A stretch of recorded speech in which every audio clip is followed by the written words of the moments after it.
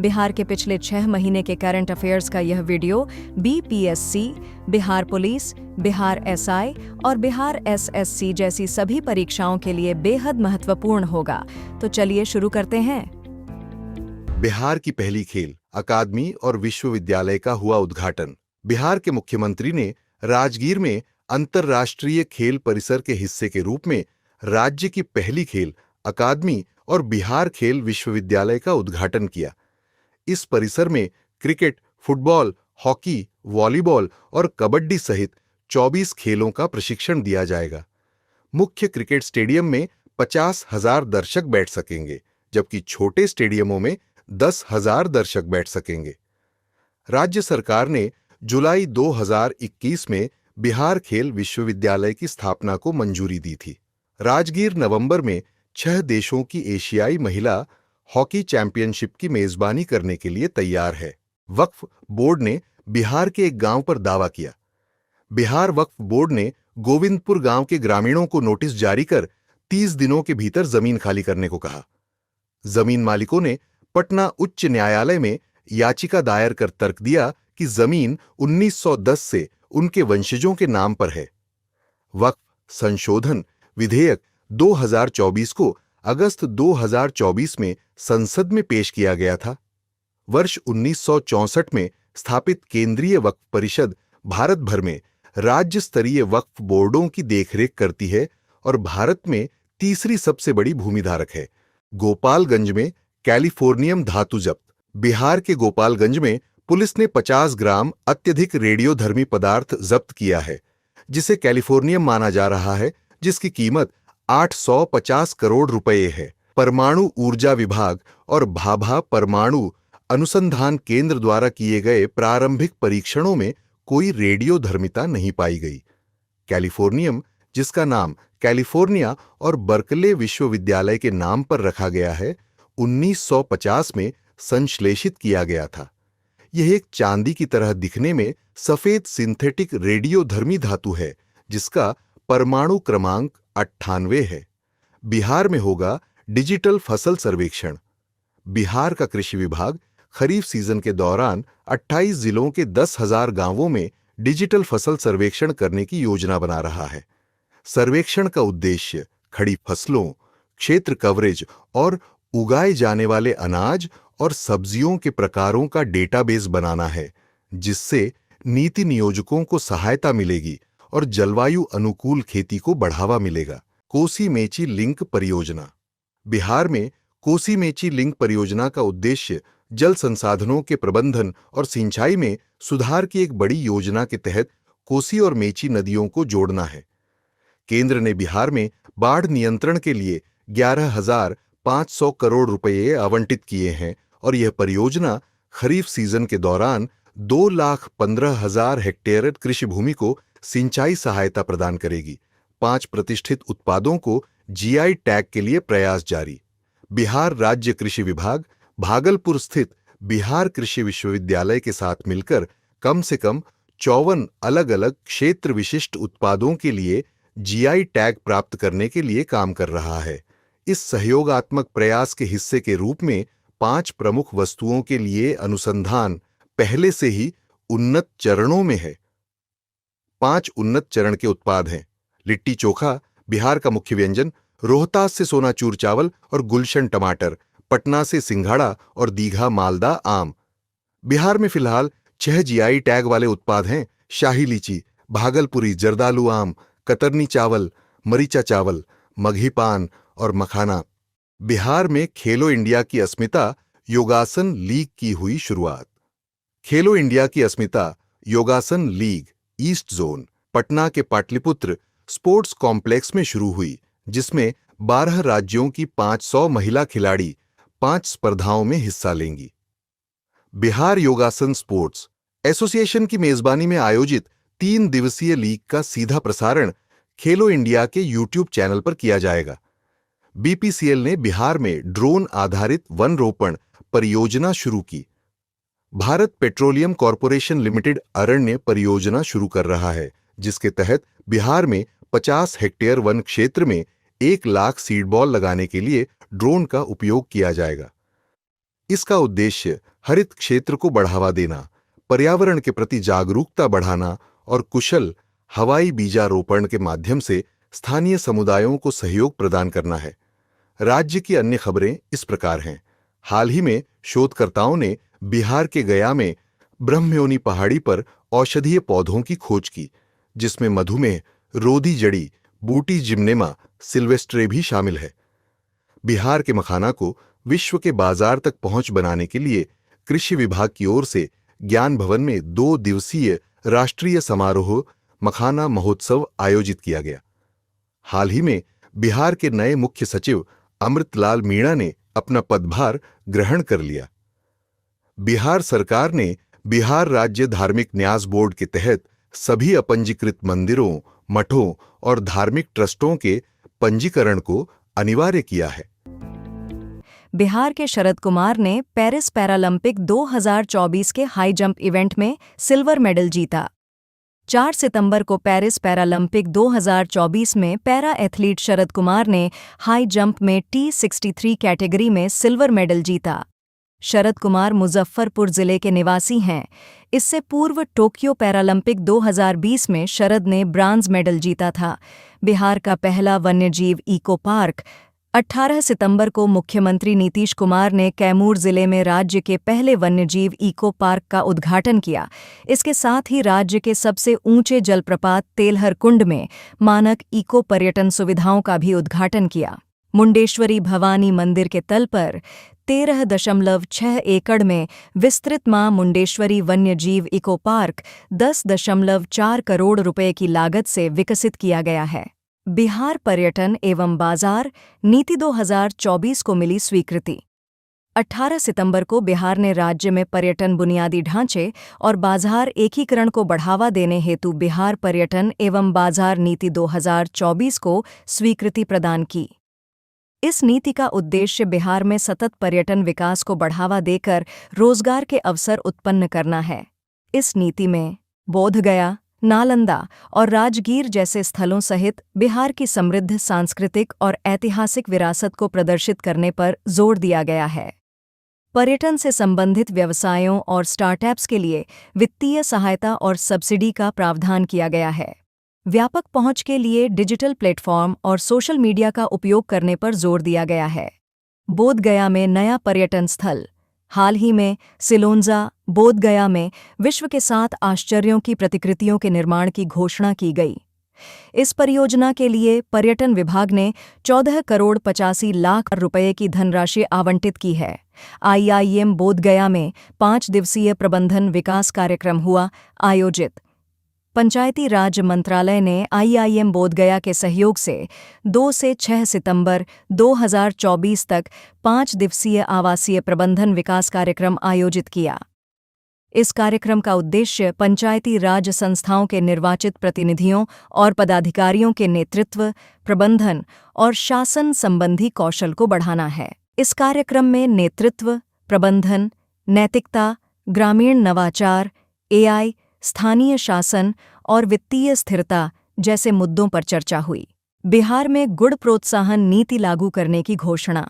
25 सितंबर को बिहार सरकार ने किसानों की आय बढ़ाने और रोजगार के अवसर पैदा करने के लिए गुड़ प्रोत्साहन नीति लागू करने की घोषणा की। इस नीति के तहत सभी 38 जिलों में गन्ने की खेती को बढ़ावा दिया जाएगा तथा उद्यमियों को गुड़ उद्योग लगाने के लिए 50% अनुदान और बैंक ब्याज पर 10% अनुदान दिया जाएगा।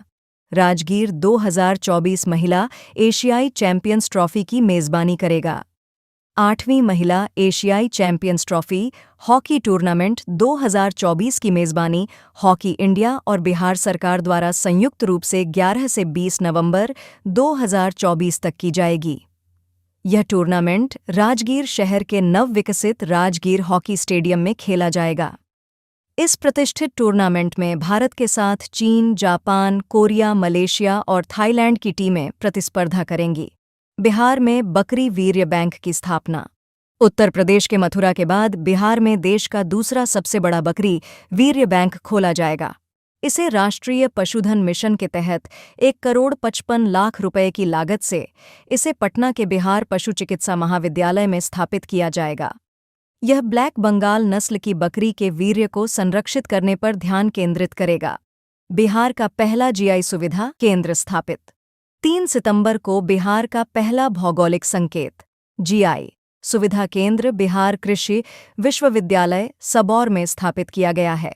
बिहार के 3 जिलों में बनेगा जीविका दीदी हाट।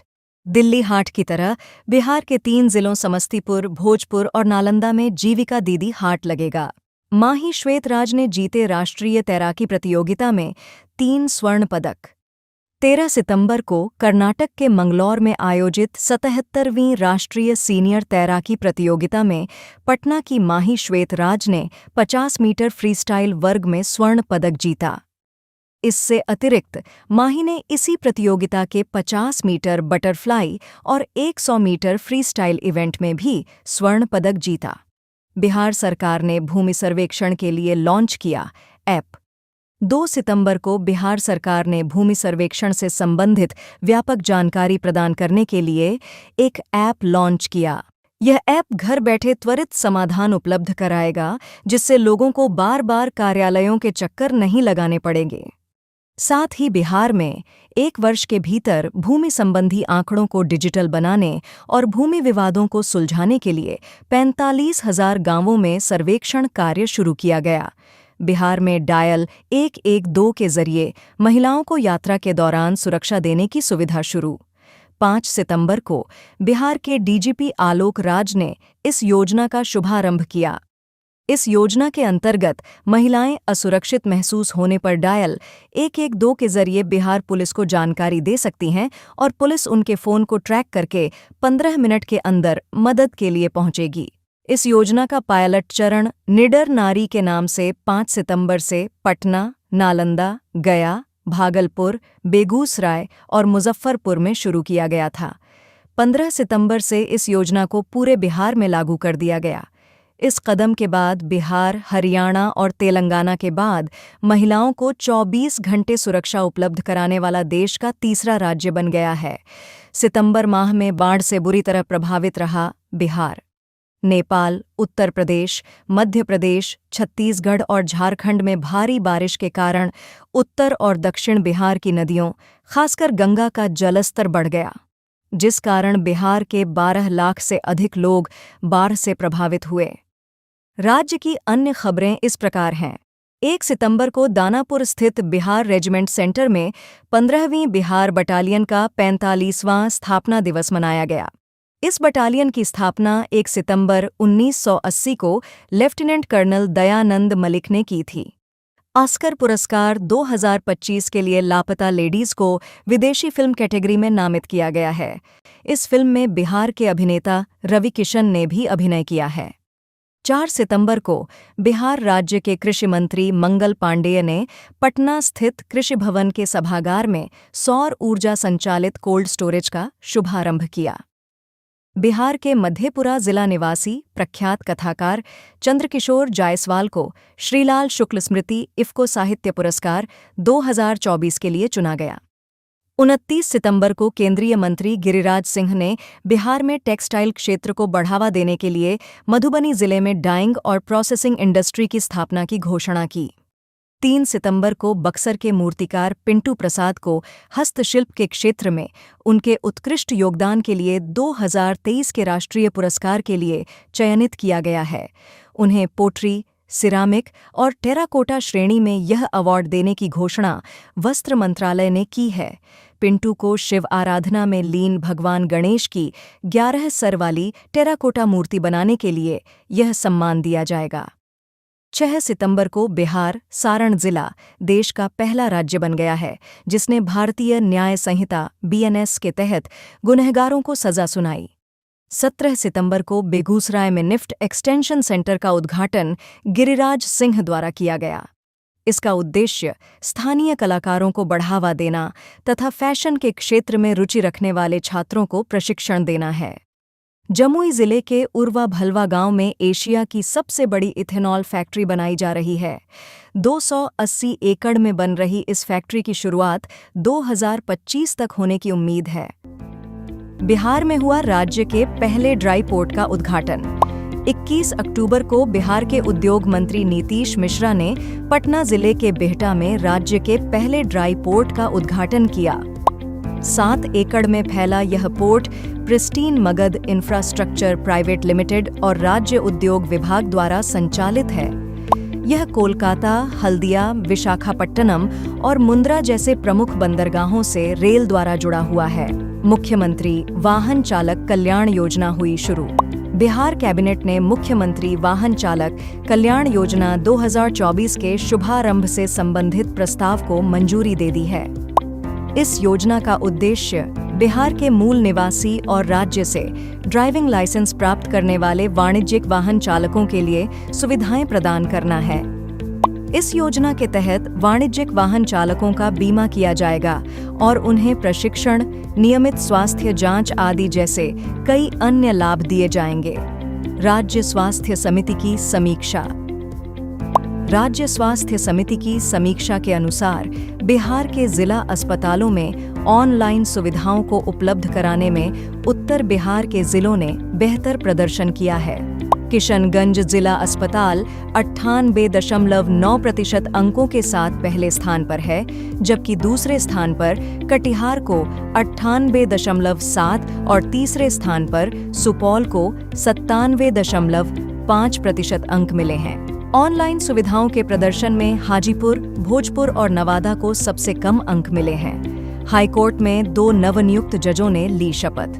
4 अक्टूबर को पटना हाईकोर्ट के मुख्य न्यायाधीश के विनोद चंद्रन ने न्यायिक कोटे से 2 नवनियुक्त न्यायाधीशों शशिभूषण प्रसाद सिंह और अशोक कुमार पांडेय को पद एवं गोपनीयता की शपथ दिलाई। यह शपथ ग्रहण समारोह हाईकोर्ट के शताब्दी भवन में आयोजित किया गया। मुख्यमंत्री बालिका कैंसर प्रतिरक्षण योजना। 6 अक्टूबर को 9 से 14 वर्ष की आयु की बालिकाओं को गर्भाशय ग्रीवा कैंसर से बचाने के लिए मुख्यमंत्री बालिका कैंसर प्रतिरक्षण योजना शुरू की गई। इस अवसर पर राज्य के स्वास्थ्य मंत्री मंगल पांडे ने 9 से 14 वर्ष की आयु की लड़कियों के लिए निःशुल्क मानव पेपिलोमा वायरस टीकाकरण अभियान की शुरुआत की। इस योजना को पहले चरण में पटना, नालंदा, सिवान, पूर्णिया और मुजफ्फरपुर जैसे 5 जिलों में लॉन्च किया गया। भारतीय सॉफ्ट शेल कछुआ। अक्टूबर माह में बिहार के पश्चिमी चंपारण जिले के वाल्मीकि नगर के पिपराकोठी में कछुए की एक दुर्लभ प्रजाति पाई गई है। यह दुर्लभ कछुआ गंडक और गंगा तथा उसकी सहायक नदियों में पाया जाता है। आमतौर पर भारत, बांग्लादेश, अफगानिस्तान और पाकिस्तान में पाए जाने वाले इस कछुआ को भारतीय सॉफ्ट शेल कछुआ कहा जाता है। बिहार डाक सर्किल ने जारी किया रतन टाटा पर विशेष कवर। 10 अक्टूबर को बिहार डाक सर्किल ने रतन नवल टाटा पर एक विशेष कवर जारी किया है। इस विशेष आवरण का अनावरण बिहार सर्किल, पटना के मुख्य डाक महाध्यक्ष अनिल कुमार ने किया। बिहार का कार्बन उत्सर्जन। 19 अक्टूबर को गया में जलवायु अनुकूलन व न्यून कार्बन उत्सर्जन विकास रणनीति के क्रियान्वयन संबंधित क्षमता विकास कार्यक्रम के अंतर्गत प्रमंडलीय स्तर प्रसार कार्यशाला का आयोजन किया गया। बिहार में 9.7 करोड़ टन कार्बन डाइऑक्साइड के बराबर कार्बन उत्सर्जन हो रहा है, जो भारत के कुल उत्सर्जन का लगभग 3% है। बिहार में पिछले 50 सालों में तापमान में 0.81 डिग्री सेल्सियस की वृद्धि हुई है। वहीं 2030 तक तापमान में 0.8 से 1.35 डिग्री सेल्सियस, 2050 तक 1.4 से 1.71 डिग्री सेल्सियस और 2070 तक 1.81 से 2.5 डिग्री सेल्सियस की वृद्धि होने का अनुमान है। बिहार ने 2070 तक राज्य को शून्य कार्बन उत्सर्जन बनाने का संकल्प लिया है। उत्तर बिहार में रेलवे दोहरीकरण परियोजना। आर्थिक मामलों की मंत्रिमंडलीय समिति ने बिहार में नरकटियागंज, रक्सौल, सीतामढ़ी, दरभंगा और सीतामढ़ी मुजफ्फरपुर सेक्शन रेलवे खंडों के दोहरीकरण को मंजूरी दे दी है। यह रेलवे खंड 256 किलोमीटर की दूरी को कवर करता है। नरकटियागंज, रक्सौल, सीतामढ़ी, दरभंगा और सीतामढ़ी मुजफ्फरपुर सेक्शन के दोहरीकरण से नेपाल, पूर्वोत्तर भारत और सीमावर्ती क्षेत्रों के लिए कनेक्टिविटी बढ़ेगी। साथ ही बिहार के 168 गांव के 12 लाख लोगों को बेहतर कनेक्टिविटी मिलेगी और 9 नए रेलवे स्टेशन का निर्माण होगा। यह रूट कृषि उत्पाद, उर्वरक, कोयला, लौह अयस्क, स्टील, सीमेंट जैसे उत्पादों के परिवहन के लिए काफी महत्वपूर्ण है। विश्व शांति स्तूप की 55वीं वर्षगांठ 25 अक्टूबर को बिहार के मुख्यमंत्री नीतीश कुमार राजगीर में विश्व शांति स्तूप की 55वीं वर्षगांठ में शामिल हुए। राजगीर में विश्व शांति स्तूप का निर्माण 1969 में जापान के फ्यूजी गुरुजी ने करवाया था और इसका उद्घाटन उसी वर्ष 25 अक्टूबर को तत्कालीन राष्ट्रपति वीवी गिरि ने किया था। पर्यटकों की सुविधा के लिए नीतीश कुमार ने स्तूप तक जाने वाले रोपवे के पास एक एकीकृत पर्यटन केंद्र का भी उद्घाटन किया। UN robotics for good youth challenge in India 2024 award. Bhojpur जिले के आरा के रहने वाले प्रख्यात प्रतीक ने UN robotics for good youth challenge in India 2024 award जीतकर बिहार का नाम रोशन किया है। नई दिल्ली के भारत मंडपम में आयोजित कार्यक्रम में इंटरनेशनल टेलीकम्युनिकेशन यूनियन के भारत प्रमुख ने उन्हें यह पुरस्कार दिया। बिहार कैमूर में दूसरा टाइगर रिजर्व स्थापित करेगा। केंद्र सरकार ने कैमूर जिले में बिहार के दूसरे टाइगर रिजर्व को सैद्धांतिक मंजूरी दे दी है।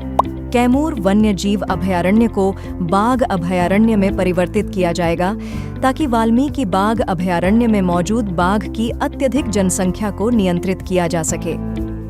कैमूर का वन क्षेत्र बिहार में सबसे बड़ा है, जो 1134 वर्ग किलोमीटर में फैला हुआ है तथा राज्य में सबसे अधिक 34% हरित क्षेत्र यहीं है।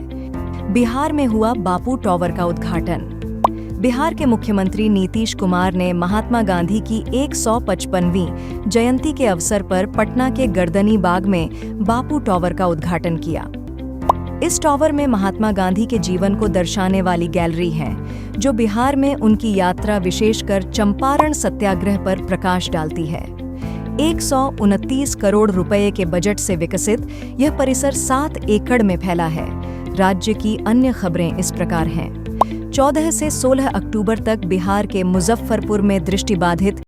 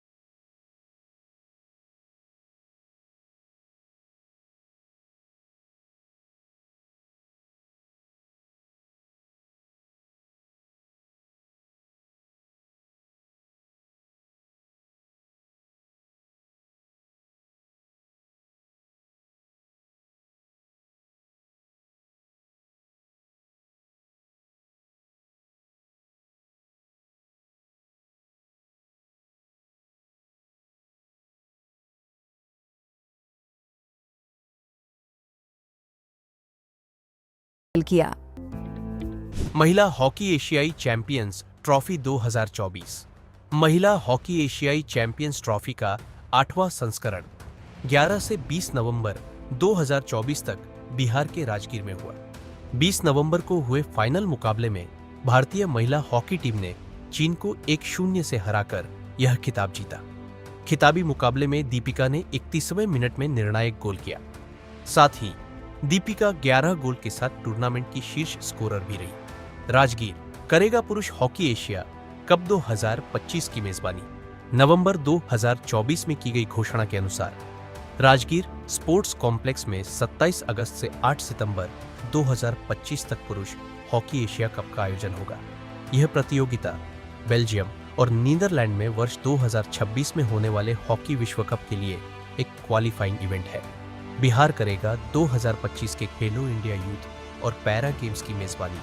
नवंबर 2024 में केंद्रीय युवा कार्यक्रम और खेल मंत्री डॉक्टर मनसुख मांडविया ने बताया कि बिहार अगले वर्ष 2025 के अप्रैल माह में खेलो इंडिया यूथ गेम्स की मेजबानी करेगा। साथ ही इसके बाद बिहार में खेलो इंडिया पैरा गेम्स भी आयोजित किए जाएंगे। यह आयोजन प्रधानमंत्री मोदी के खेलो इंडिया गेम्स को भारत के कोने कोने तक पहुंचाने के दृष्टिकोण अनुरूप है, जिसका लक्ष्य 2047 तक विकसित भारत बनाना है। प्रधानमंत्री मोदी ने किया बिहार में 12,100 करोड़ रुपए की विकास परियोजनाओं का उद्घाटन। 13 नवंबर 2024 को प्रधानमंत्री नरेंद्र मोदी ने बिहार के दरभंगा में लगभग 12,100 करोड़ रुपए की लागत वाली एम्स सहित अन्य परियोजनाओं की आधारशिला रखी। आपको बता दें कि एम्स दरभंगा परियोजना की लागत 1264 करोड़ रुपए है और यह 187 एकड़ भूमि पर विस्तृत है तथा पटना एम्स के बाद यह बिहार में दूसरा एम्स है। इसके साथ ही प्रधानमंत्री मोदी ने भारत पेट्रोलियम कॉर्पोरेशन लिमिटेड द्वारा बिहार के 5 प्रमुख जिलों दरभंगा, मधुबनी, सुपौल, सीतामढ़ी और शिवहर में सिटी गैस डिस्ट्रीब्यूशन नेटवर्क के विकास की आधारशिला रखी। साथ ही उन्होंने बंधुगंज में NH 110 पर पुल का भी उद्घाटन किया, जो जहानाबाद को बिहार शरीफ से जोड़ेगा। बेतिया राज संपत्ति विधेयक 2024 26 नवंबर को बिहार सरकार ने जन कल्याण के लिए बेतिया राज की 15,215 एकड़ संपत्ति को अपने अधीन करने के लिए एक विधेयक पारित किया। बेतिया राज की कुल जमीन करीब 15,358 एकड़ है, जिसमें 143 एकड़ उत्तर प्रदेश में तथा शेष 15,215 एकड़ जमीन बिहार के पूर्वी चंपारण, पश्चिमी चंपारण, सिवान, सारण, गोपालगंज और पटना जिले में है। आपको बता दें कि हरेंद्र किशोर सिंह बेतिया राज के आखिरी राजा थे, जिनकी मृत्यु मार्च 1993 में हुई थी। गया में एकीकृत विनिर्माण क्लस्टर IMC विकसित किया जाएगा। 10 नवंबर 2024 को गया में इंटीग्रेटेड मैन्युफैक्चरिंग क्लस्टर विकसित करने के लिए राष्ट्रीय औद्योगिक गलियारा विकास निगम और बिहार औद्योगिक क्षेत्र विकास प्राधिकरण ने समझौते पर हस्ताक्षर किए हैं। 1,670 एकड़ में विस्तृत यह क्लस्टर अमृतसर कोलकाता औद्योगिक गलियारे के अंतर्गत विकसित किया जाएगा तथा यह परियोजना 16,524 करोड़ रुपए के निवेश के माध्यम से लगभग 1 लाख नौकरियां पैदा करेगी। बाइपेक्स 2024 28 नवंबर से 30 नवंबर 2024 पटना के ज्ञान भवन सभागार में राष्ट्रीय डाक प्रदर्शनी बाइपेक्स 2024 आयोजित की गई। बिहार की डाक संस्कृति के समृद्ध इतिहास पर आधारित इस प्रदर्शनी का उद्घाटन राज्यपाल राजेंद्र विश्वनाथ आर्लेकर ने किया। सुल्तानगंज रेलवे स्टेशन का नाम अजगैबीनाथ धाम रखा जाएगा। नवंबर माह में बिहार के उप मुख्यमंत्री सम्राट चौधरी द्वारा भागलपुर जिले में सुल्तानगंज रेलवे स्टेशन का नाम बदलकर अजगैबीनाथ धाम के नाम पर करने की घोषणा की गई। आपको बता दें कि अजगैबीनाथ मंदिर भगवान शिव को समर्पित एक प्राचीन हिंदू मंदिर है, जो बिहार के सुल्तानगंज में गंगा नदी के किनारे स्थित है। बिहार कोकिला शारदा सिन्हा का निधन। बिहार की लोक गायिका शारदा सिन्हा का 5 नवंबर 2024 को दिल्ली के एम्स में निधन हो गया। बिहार के सुपौल जिले में जन्मी शारदा सिन्हा मैथिली, भोजपुरी, मगही, संस्कृत और हिंदी में अपने गीतों के लिए जानी जाती थी। इनके छठ पूजा के लिए गाए गए गीत बेहद लोकप्रिय है। इन्हें 1991 में पद्मश्री और संगीत नाटक अकादमी पुरस्कार एवं वर्ष 2018 में पद्म भूषण से सम्मानित किया गया था। बिहार ने महिला संवाद सशक्तिकरण कार्यक्रम शुरू किया। नवंबर 2024 में बिहार कैबिनेट ने महिला संवाद नामक कार्यक्रम को मंजूरी प्रदान की। बिहार कैबिनेट ने इस पहल हेतु 225.78 करोड़ रुपए मंजूर किए हैं।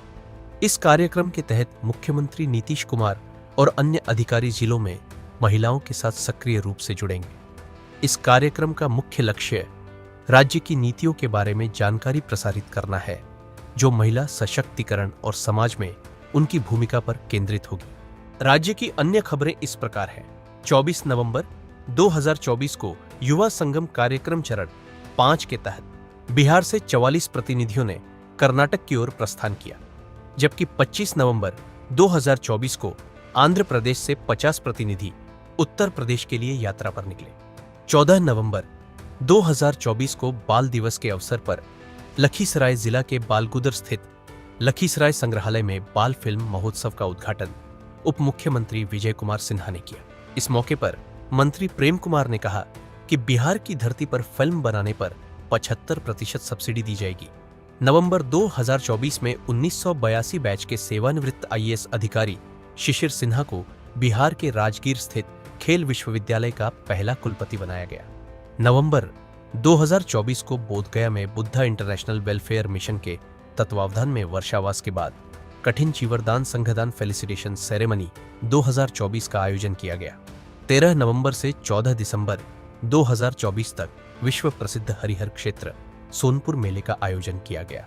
22 से 24 नवंबर 2024 तक पटना के प्रेमचंद रंगशाला में 3 दिवसीय इंद्रधनुष कार्यक्रम का आयोजन किया गया। इस कार्यक्रम का उद्घाटन राज्यपाल राजेंद्र विश्वनाथ आर्लेकर ने किया। नवंबर 2024 में वरिष्ठ कवयित्री और पटना यूनिवर्सिटी की रिटायर्ड प्रोफेसर डॉक्टर सुधा सिन्हा को काशी हिंदी विद्यापीठ द्वारा हिंदी काव्य शिरोमणि मानद उपाधि से सम्मानित किया गया। नवंबर 2024 में मनोज बाजपेयी अभिनीत फिल्म द फैबल को ब्रिटेन में 38वें लीड्स अंतरराष्ट्रीय फिल्म महोत्सव में सर्वश्रेष्ठ फिल्म का पुरस्कार मिला। 12 नवंबर 2024 को बिहार के हाजीपुर को 427 AQI के साथ देश का सबसे प्रदूषित शहर बताया गया है, जबकि चंडीगढ़ 343 AQI के साथ दूसरे स्थान पर है। 2 से 16 नवंबर तक जम्मू कश्मीर में आयोजित 68वीं school games federation of India under 14 sub junior तलवारबाजी प्रतियोगिता में मोतीहारी बिहार के केशर राज ने स्वर्ण पदक जीता। देश रत्न सम्मेलन 1 दिसंबर 2024 को देश के प्रथम राष्ट्रपति डॉक्टर राजेंद्र प्रसाद की स्मृति में पटना के ज्ञान भवन में देश रत्न सम्मेलन का आयोजन किया गया। इंडिया पॉजिटिव संस्था की ओर से आयोजित इस सम्मेलन में बिहार में डॉक्टर राजेंद्र प्रसाद की स्मृति के तौर पर स्टैच्यू ऑफ विजडम बनाने की मांग रखी गई। साथ ही जीरादेई स्टेशन का नाम बदलकर डॉक्टर राजेंद्र प्रसाद के नाम पर रखने की भी मांग की गई। आपको बता दें कि भारत के प्रथम राष्ट्रपति डॉक्टर राजेंद्र प्रसाद का जन्म 3 दिसंबर 1884 को बिहार के सिवान जिले के जीरादेई गांव में हुआ था। मेकांग गंगा धम्म यात्रा। चौथी मेकांग गंगा धम्म यात्रा, जो धम्म की शताब्दी का प्रतीक है, 3 दिसंबर 2024 को बिहार पहुंची। इस यात्रा में थाईलैंड के बौद्ध शिक्षाविद, पूर्व नौकरशाह और प्रबुद्ध नागरिक शामिल हैं, जिसका नेतृत्व डॉक्टर सुपाचाई वेरापुचोंग कर रहे हैं। इन तीर्थयात्रियों का बिहार के राजभवन में तत्कालीन राज्यपाल राजेंद्र विश्वनाथ आर्लेकर द्वारा स्वागत किया गया। इस यात्रा का प्रमुख उद्देश्य मेकांग और गंगा सभ्यताओं के बीच संबंधों को प्रगाढ़ करना, संघर्ष से बचने और पर्यावरण के प्रति जागरूकता के लिए धम्म संदेश को बढ़ावा देना है। आकांक्षी जिला रैंकिंग। दिसंबर 2024 में नीति आयोग द्वारा अप्रैल से नवंबर 2024 तक की आकांक्षी जिला रैंकिंग जारी की गई। इस रैंकिंग में स्वास्थ्य, पोषण, कृषि, वित्तीय समावेशन के अलावा शिक्षा और बुनियादी ढांचे को भी शामिल किया जाता है। 112 आकांक्षी जिलों की रैंकिंग में स्वास्थ्य, पोषण और कृषि के क्षेत्र में मुजफ्फरपुर को पूरे देश में पहला स्थान प्राप्त हुआ, जबकि ओडिशा का कंधमाल जिला दूसरे स्थान पर है। इसके अतिरिक्त वित्तीय समावेशन में भी मुजफ्फरपुर को तीसरा स्थान प्राप्त हुआ। वहीं शिक्षा के क्षेत्र में बेगूसराय जिले ने पहला स्थान हासिल किया। आपको बता दें कि नीति आयोग द्वारा बिहार राज्य में कुल 13 जिलों नवादा, अररिया, औरंगाबाद, बांका, बेगूसराय, गया, जमुई, कटिहार, खगड़िया, मुजफ्फरपुर, पूर्णिया, शेखपुरा और सीतामढ़ी को आकांक्षी जिलों के रूप में चिन्हित किया गया है। बिहार बिजनेस कनेक्ट 2024 19 से 20 दिसंबर 2024 बिहार बिजनेस कनेक्ट 2024 का आयोजन पटना के ज्ञान भवन में हुआ। बिहार सरकार के उद्योग विभाग द्वारा आयोजित इस सम्मेलन का लक्ष्य बिहार में औद्योगिक विकास को गति देना है। इस शिखर सम्मेलन का उद्देश्य विनिर्माण, बुनियादी ढांचे, कृषि और प्रौद्योगिकी सहित विभिन्न क्षेत्रों में निवेश आकर्षित करना तथा व्यापार वृद्धि के लिए बिहार के अनुकूल वातावरण को प्रदर्शित करना था। इस सम्मेलन में सन पेट्रोकेमिकल्स, पंप हाइड्रो और सोलर प्लांट सहित अक्षय ऊर्जा में 36,700 करोड़ रुपए के निवेश हेतु समझौता ज्ञापन पर हस्ताक्षर किए। साथ ही अदानी समूह द्वारा ultra supercritical thermal power plant की स्थापना में 20,000 करोड़ के निवेश के लिए समझौता ज्ञापन पर हस्ताक्षर किए। दरअसल Bihar business connect global investors summit की शुरुआत वर्ष 2023 में हुई थी, जिसमें देश विदेश के 600 से अधिक उद्यमियों ने भाग लिया था। महिला कबड्डी विश्व कप 2025 दिसंबर 2024 में की गई घोषणा के अनुसार मार्च 2025 में बिहार की राजगीर स्पोर्ट्स अकादमी में महिला कबड्डी विश्व कप 2025 का आयोजन किया जाएगा। आपको बता दें कि बिहार दूसरी बार महिला कबड्डी विश्व कप की मेजबानी करेगा। इससे पहले 2012 में पटना के पाटलिपुत्र स्पोर्ट्स कॉम्प्लेक्स में इस आयोजन की मेजबानी की गई थी। राज्य की अन्य खबरें इस प्रकार हैं। 3 दिसंबर 2024 को भारत के पहले राष्ट्रपति डॉक्टर राजेंद्र प्रसाद की जयंती मनाई गई। बिहार में इस दिन को मेधा दिवस के रूप में भी मनाया जाता है। पूर्व आईपीएस अधिकारी और महावीर मंदिर ट्रस्ट के संस्थापक सचिव आचार्य किशोर कुंडाल का 29 दिसंबर 2024 को पटना में निधन हो गया। FICCI द्वारा दिसंबर 2024 में बिहार को इंडिया स्पोर्ट्स अवार्ड 2024 के तहत इमर्जिंग स्टेट प्रमोटिंग स्पोर्ट्स श्रेणी का पुरस्कार दिया गया। पटना का राजीव नगर थाना पुलिस स्टेशनों की रैंकिंग 2024 में देश का 7वां सबसे अच्छा थाना चुना गया। वहीं बिहार में इसे पहले नंबर पर रखा गया है। दिसंबर 2024 में जारी रिपोर्ट के अनुसार नवंबर माह में टेलीमेडिसिन में गोपालगंज प्रदेश में सबसे अव्वल और मुजफ्फरपुर सबसे पिछड़ा जिला रहा। दिसंबर 2024 में राष्ट्रपति द्रौपदी मुर्मू द्वारा बिहार के नए राज्यपाल के रूप में आरिफ मोहम्मद खान को नियुक्त किया। 6 दिसंबर 2024 को नई दिल्ली में बिहार राज्य को वाटर ट्रांसवर्सैलिटी ग्लोबल अवार्ड 2024 से सम्मानित किया गया। जलवायु अनुकूल कृषि कार्यक्रमों में बेहतर प्रदर्शन के लिए यह पुरस्कार बिहार को इंडिया वाटर फाउंडेशन द्वारा दिया गया। 15 दिसंबर 2024 को देवघर में बिहार के पूर्व सिंचाई एवं राजभाषा मंत्री डॉक्टर कृष्णानंद झा का निधन हो गया। ये बिहार के पूर्व मुख्यमंत्री पंडित विनोदन के पुत्र थे। 10 से 15 दिसंबर 2024 तक बहरीन के मनामा में आयोजित पैरा बैडमिंटन इंटरनेशनल चैंपियनशिप 2024 में सीतामढ़ी जिले के पुपरी नगर निवासी विक्रम कुमार ने शानदार प्रदर्शन करते हुए पुरुष एकल में रजत पदक और पुरुष युगल में कांस्य पदक जीता।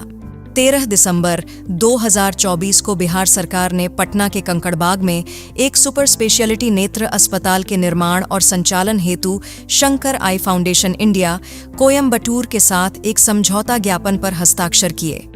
22 दिसंबर 2024 को दीमापुर में आयोजित किए गए नागालैंड साहित्य महोत्सव में बिहार हिंदी साहित्य सम्मेलन के अध्यक्ष डॉक्टर अनिल सुलभ को हिंदी गौरव सम्मान से सम्मानित किया गया। 26 दिसंबर 2024 को वीर बाल दिवस के अवसर पर राष्ट्रपति द्रौपदी मुर्मू द्वारा बिहार की गोल्डी कुमारी और सौरभ कुमार को प्रधानमंत्री बाल पुरस्कार से सम्मानित किया गया। 22 दिसंबर 2024 को बक्सर के सरकारी इंजीनियरिंग कॉलेज में महान गणितज्ञ श्रीनिवास रामानुजन की जयंती के अवसर पर राष्ट्रीय गणित दिवस मनाया गया। 22 दिसंबर 2024 को दिल्ली के भारत मंडपम में लेट्स इंस्पायर बिहार अभियान के अंतर्गत बिहार @2047 विजन कॉन्क्लेव सीजन 2 का आयोजन किया गया।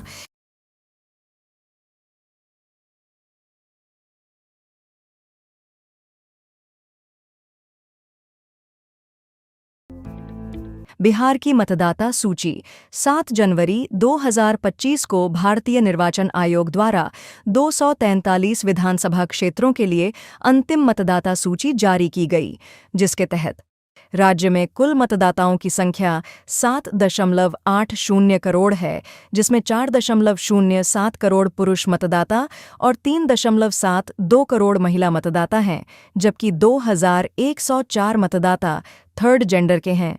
इसमें सबसे अधिक मतदाता 30 से 39 आयु वर्ग के हैं, जिनकी संख्या 2.04 करोड़ है, जबकि मतदाताओं की सबसे कम संख्या 18 से 19 आयु वर्ग की श्रेणी में है। इस मतदाता सूची में लिंग अनुपात में वृद्धि देखी गई है, जो नवीनतम डेटासेट के अनुसार 914 है। बिहार सरकार ने किया मिड डे मील मेनू में बदलाव। बिहार सरकार ने राज्य के सभी सरकारी स्कूलों में मिड डे मील के मेनू में महत्वपूर्ण बदलावों की घोषणा की। इसका उद्देश्य छात्रों को दिए जाने वाले भोजन के पोषण मूल्य और विविधता को बढ़ाना है, ताकि बच्चों को संतुलित और पौष्टिक भोजन मिल सके। आपको बता दें कि मिड डे मील योजना पूरे भारत में 15 अगस्त 1995 को शुरू की गई थी। 85वां अखिल भारतीय पीठासीन अधिकारी सम्मेलन 20 और 21 जनवरी 2025 को बिहार के पटना में अखिल भारतीय पीठासीन अधिकारी सम्मेलन का 85वां सत्र आयोजित किया गया। आपको बता दें कि तीसरी बार बिहार ने इस महत्वपूर्ण सम्मेलन की मेज़बानी की। इस सम्मेलन का विषय संविधान की 75वीं वर्षगांठ, संसद और राज्य विधानसभाओं का संवैधानिक मूल्यों को मजबूत करने में योगदान रहा। इस सम्मेलन की अध्यक्षता लोकसभा अध्यक्ष ओम बिरला द्वारा की गई और इसकी सहमेज़बानी बिहार विधानमंडल ने की। इसमें देश के 56 विधानमंडलों के पीठासीन अधिकारियों ने भाग लिया। Sports star focus Bihar conclave 24 जनवरी 2025 को पटना के ताज सिटी सेंटर में sports star focus Bihar conclave का आयोजन किया गया, जिसमें बिहार के मुख्यमंत्री नीतीश कुमार ने एथलीटों और पैरा एथलीटों को उनकी उपलब्धियों हेतु सम्मानित किया। सम्मानित खिलाड़ियों में पैरालंपिक रजत पदक विजेता दीपा मलिक, ओलंपिक कांस्य पदक विजेता मुक्केबाज विजेंद्र सिंह, दोहरे ओलंपिक कांस्य पदक विजेता पीआर श्रीजेश, दोहरे पैरालंपिक पदक विजेता शरद कुमार, 6 बार के शीतकालीन ओलंपियन शिवा केशवन और भारतीय महिला हॉकी टीम के मुख्य कोच हरेंद्र सिंह शामिल थे। इसके अतिरिक्त डेकाथलीट जय प्रकाश सिंह को अनसंग चैंपियन पुरस्कार और मोहम्मद रेयान को यंग अचीवर सम्मान दिया गया, जिसके तहत इन दोनों को 50-50 हजार रुपये का नकद पुरस्कार दिया गया। पद्म पुरस्कार 2025 25 जनवरी को केंद्र सरकार ने पद्म पुरस्कार 2025 से सम्मानित किए जाने वाले व्यक्तियों के नामों की घोषणा की। इस वर्ष 7 व्यक्तियों को पद्म विभूषण, 19 को पद्म भूषण और 113 को पद्मश्री पुरस्कार हेतु चुना गया है, जिसमें बिहार की श्रीमती शारदा सिन्हा और श्री सुशील कुमार मोदी को क्रमशः पद्म विभूषण और पद्म भूषण पुरस्कार से मरणोपरांत सम्मानित किया गया। इसके अतिरिक्त बिहार के 5 व्यक्तियों को पद्मश्री पुरस्कार हेतु भी चुना गया। 1 भीम सिंह भावेश, सामाजिक कार्य। 2 हेमंत कुमार, चिकित्सा। 3 किशोर कुंडाल, सामाजिक कार्य, मरणोपरांत। 4 निर्मला देवी, कला। 5 विजय नित्यानंद सूरीश्वर जी महाराज, अध्यात्मवाद। राज्य की अन्य खबरें इस प्रकार हैं। 1 जनवरी 2025 को भारतीय रेलवे नेटवर्क के ऐतिहासिक दानापुर डिवीजन ने 100 साल पूरे किए। आपको बता दें कि इस डिवीजन की स्थापना 1 जनवरी 1925 को हुई थी। 2 जनवरी 2025 को आरिफ मोहम्मद खान ने बिहार के 42वें राज्यपाल के रूप में शपथ ग्रहण की। इन्होंने राजेंद्र विश्वनाथ आर्लेकर की जगह ली। 4 से 6 जनवरी 2025 तक पटना में तख्त श्री हरिमंदिर साहिब में प्रकाश उत्सव आयोजित किया गया। यह प्रकाश उत्सव 10वें और अंतिम सिख गुरु गोबिंद सिंह की 358वीं जयंती के उपलक्ष्य में मनाया गया। 13 से 19 जनवरी 2025 तक नई दिल्ली में आयोजित हुए खो खो वर्ल्ड 2025 प्रतियोगिता में भारतीय टीम की सदस्य के रूप में भागलपुर जिले की मोनिका कुमारी ने फाइनल में शानदार प्रदर्शन कर नेपाल को हराकर गोल्ड मेडल जीता। 26 दिसंबर 2024 से 2 जनवरी 2025 तक दिल्ली में आयोजित की गई 9वीं सीनियर एवं 5वीं अंडर 25 राष्ट्रीय लॉन बॉल्स चैंपियनशिप में बिहार के चंदन कुमार सिंह ने सीनियर पुरुष एकल में कांस्य पदक जीता, जबकि जमील अहमद ने अंडर 25 में कांस्य पदक जीता।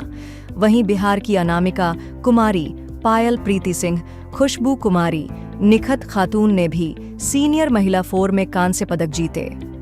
जनवरी 2025 में आरा में रहने वाली सुमित्रा प्रसाद उर्फ रानी साहा 2019 के नागरिकता संशोधन अधिनियम के तहत नागरिकता पाने वाली बिहार की पहली व्यक्ति बनी। 16 जनवरी 2025 को सुप्रीम कोर्ट के नए न्यायाधीश के रूप में न्यायमूर्ति के विनोद चंद्रन ने शपथ ग्रहण की। इससे पूर्व ये पटना उच्च न्यायालय के मुख्य न्यायाधीश के रूप में कार्यरत थे। जनवरी 2025 में एशिया में चीन और वियतनाम के बाद बिहार के वाल्मीकि टाइगर रिजर्व में नाइट हेरॉन पक्षी देखा गया। यह पक्षी पहली बार 2016 में यहां देखा गया था। वर्ष 2000 में इसे लुप्तप्राय पक्षियों की श्रेणी में शामिल किया गया था। इसका वैज्ञानिक नाम ओरोनोसा मैग्निफिका है। जनवरी 2025 में की गई घोषणा के अनुसार इसरो की देखरेख में लिडार तकनीक का उपयोग करके राजगीर की प्राचीन साइक्लोपियन वॉल का मानचित्रण और 3D मॉडल तैयार किया जाएगा। आपको बता दें कि बिहार के राजगीर में स्थित ऐतिहासिक साइक्लोपियन वॉल, जो लगभग 40 किलोमीटर लंबी है, को राजा बिंबिसार ने लगभग 2500 साल पहले बनाया था। 19 जनवरी 2025 को बिहार का पहला प्लास्टिक अपशिष्ट प्रबंधन संस्थान अलीगंज, भागलपुर में खोला गया। जनवरी 2025 में बिहार राज्य खेल प्राधिकरण के महानिदेशक रविंद्र शंकर द्वारा की गई घोषणा के अनुसार राष्ट्रीय ई स्पोर्ट्स चैंपियनशिप जून 2025 में आयोजित की जाएगी। 24 जनवरी 2025 को बिहार के समस्तीपुर जिला के कर्पूरी ग्राम में भारत रत्न और बिहार के पूर्व मुख्यमंत्री कर्पूरी ठाकुर की 101वीं जयंती मनाई गई। 21 जनवरी 2025 को ब्रिटेन की रॉयल मिंट ने बिहार के पूर्वी चंपारण के मोतिहारी में जन्मे जॉर्ज ऑरवेल की 75वीं पुण्यतिथि के अवसर पर उनके सम्मान में 2 पाउंड का सिक्का जारी किया। जनवरी 2025 में विश्वविद्यालय अनुदान आयोग ने बिहार के पहले खेल विश्वविद्यालय को मान्यता प्रदान की।